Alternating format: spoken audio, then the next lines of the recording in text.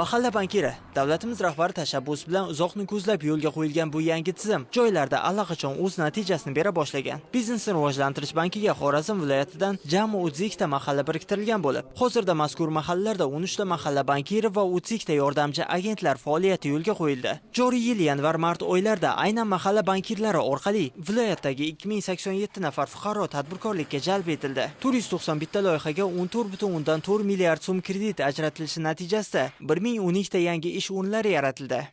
Mahalla bankiri bilan mahalla agentlari mahallada tadbirkorlik faoliyati bilan shug'ullanish istagi bo'lgan aholi yoki tadbirkorlik subyektlari bilan uchrashib, ularning tadbirkorlik faoliyatini kengaytirish yoki endi tadbirkorlik faoliyati bilan shug'ullanmoqchi bo'lgan aholini tadbirkorlikka jalb qilish, ularga moliyaviy iqtisodiy ko'maklar berish faoliyati bilan shug'ullanadi. Mahalla bankirlarimiz shu faoliyat bilan shug'ullanishi uchun o'zlarida moliyaviy iqtisodiy bilim ko'nikmalar bo'lishi kerak. Biza shu xodimlarni tanlashda shu narsaga e'tibor qilganmiz. Mahalla bankirlarimiz faoliyati davomida xonadonlarga kirib aholi bilan o'rganishdan olib borib, har bitta mahallani driverini aniqlab, u mahalla nimaga ixtisoslashgan, nima qilsa bo'ladi shu mahallada, qanaqa loyihalar amalga oshirsa bo'ladi, shularni o'rganib aholiga o'zimizni mahalla loyihasi bo'yicha produktlarimiz, loyihalarimiz bor, bankning boshqa mahsulotlari bor. Shu mahallada bank xizmatlari ommabopligini oshirish, shu mahallani har bitta chekka uyi, chekka hududigacha shu bizni bankimizning xizmatlarini yetib borishini ta'minlash asosiy vazifasi mahalla bankimiz bilan agentimizni. Albatta, muhtaram prezidentning tashabbuslari bilan shu tizimni yaratilishi bank uchun ham, aholi uchun ham juda ham katta ahamiyatga ega bo'ldi. Masalan, bankka borib o'timiz oldingiga o'xshab, mahalla bankirini, mahalla agentini o'zi kelib, o'zi muammosi bormi, masalasi bormi, qanaqa hujjat qilish kerak, o'zi hujjat qilishda ham yordamlarni berib, biznes rejasini tayyorlash bo'yicha hamma yordamlarni berish mahallada joyida ishi bitib ketyapti. Undan bizani tadbirkorlarimiz va aholimiz juda ham xursand. Bank uchun ham biz oldin to'g'risi mijozni kutib o'tirardik. Qaysi mijoz kelar ekan bugun, qayerdan kelar ekan, hozir mijozni borib topyapmiz. Oldin kuniga bitta, ikkita mijoz kelgan bo'lsa, hozir kuniga 10 ta mijozni borib mahallada joyida topyapmiz. Oddiy fuqaro bo'lgan bo'lsa, shu tadbirkor qilib shakllantiryapmiz. Biznesni rivojlantirish banki mahalla bankirlari o'ziga yuklangan vazifalardan kelib chiqqan holda ishlarni qay usulda bajarishni aniq belgilab olgan. Shuning uchun ham natijalar ko'zga ko'rinarli bo'lyapti. 3 ta mahalla biriktirilgan menga Bunyodkor, Porloq, Yangilanish mahallalari. 3 oy bo'lgan bo'lsa, hozir ish boshlaganimizga 30 ta tadbirkorga biz 1 milliard 800 million so'm kredit ajratdik. Prezidentimiz bizga bergan topshiriqni bajarish uchun mahallalarda imkoniyatlar katta. Mahallalarda aholi bilan uchrashib, ko'rib, aylanib yurganimizda prezidentimiz naqadar to'g'ri siyosat yuritayotganiga yana bir bor amin bo'ldik. Kimnidir kredit olishga ehtiyoji bor, lekin vaqti yo'q bankka borishga.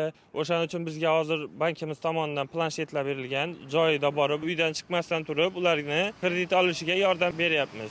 Ahmadjon Ahmedov o'z biznesini juda kam mablag' bilan boshlagan. Bugun berilgan imkoniyatlardan foydalangan holda rivojlanish, katta tadbirkorga aylanish sari dadil qadam tashlayapti.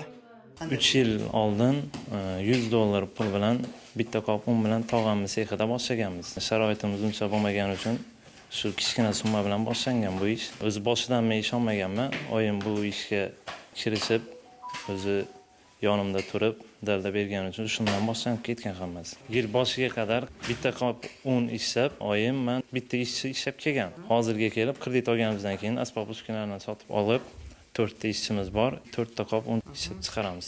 Biznes rivojlantirish bank mahalla bankiri bizlarga ko'p yordam beryapti. Faqat kredit bo'yicha emas, xudo xolasa kelajakdagi maqsadimiz shu xodim bilan maslahatlashgan holda 20 ming, 30 ming dollarlik yana yangi asbob-uskunalarni xarid qilib, yana qo'shimcha 4 ta ishchi olish niyatimiz bor. Hozir faqat fast food yo'nalishida shug'ullanyapmiz. Endi magazinlarga ham xudo xolasa shirinlik ishlab chiqarish niyatimiz bor. Umidjon Ro'zmetov xonadonda ip ishlab chiqarish bilan shug'ullanadi. Faoliyatini 3 yil oldin bitta eski uskuna bilan boshlagan tadbirkor Biznesni rivojlantirish banki mahalla bankirining taklifi va ko'magi bilan kredit olib, zamonaviy uskuna xarid qildi va 3 ta yangi ish o'rni yaratdi. Biznes rivojlantirish bankidan mahalla bankiri kelib bizlarga shunday o'zlarining takliflarini berdi.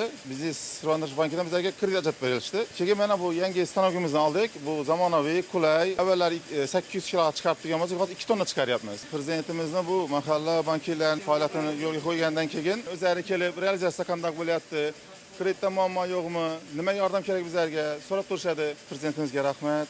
Shunaqa tashabbuslarni ilgari surgan. Novvoychilik bilan shug'ullanuvchi yana bir tadbirkor davlatimiz rahbari yaratib bergan yangi tizimdan foydalanib kredit olgach, mahsulot ishlab chiqarish hajmi 5 baravarga oshdi. Yangilanish mahallasida yashovchi Erjanov Azamat tadbirkorimiz avval bir tandir bilan ishini boshlaganlar, faoliyat yuritib boshlaganlar 1 yil bo'lgan. 2 oy oldin gelip o'rganganmiz tadbirkorligini.